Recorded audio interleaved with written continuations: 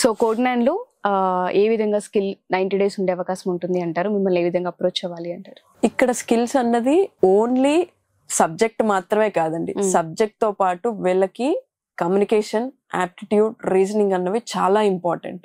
ఇది recruitment team నుంచి వచ్చిన ఫీడ్బ్యాక్ మాకు. ఈ పాయింట్ లో లాగ్ అవుతున్నారు. వీళ్ళ దగ్గర సబ్జెక్ట్ ఉంది బట్ ఇది కూడా కావాలి దాంతో పాటు అని అడుగుతున్నారు. సో ఈ పాయింట్ లో కూడా కోడ్9 ఒక స్టెప్ ముందు ఉండాలి అన్న ఆలోచనతో మేము ఇవి కూడా స్టార్ట్ చేసాం. ఇవి వాళ్ళు పే చేసుకునే ఫీజు కి సంబంధం లేకుండా ఇవి నేర్పిస్తున్నాం.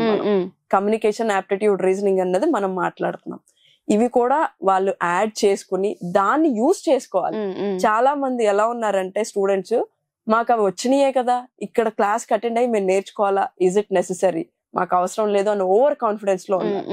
అది కనుక మనం తీసేసి ఉన్న ప్రతి దాన్ని యూజ్ చేసుకుంటే కోడ్9 లో ఆ స్కిల్ బిల్డ్ చేసుకోవడం అనేది చాలా ఇంపార్టెంట్. ఇక్కడ అది పెంచుకుంటే వాళ్ళు ఈజీగా క్రాక్ చేసుకోవడానికి హెల్ప్ అవుతుందండి. ఆ స్కిల్ అనేది చాలా ఇంపార్టెంట్. మీకు అన్ని చోట్ల ఈ స్కిల్స్ దొరకవండి, కోడ్9 లో మాత్రమే దొరుకుతాయి. ఆ దొరికిన దాన్ని యూజ్ చేసుకోగలగాలి. మనం ఎలా యూటిలైజ్ చేసుకుంటున్నాం అనేది చాలా ఇంపార్టెంట్.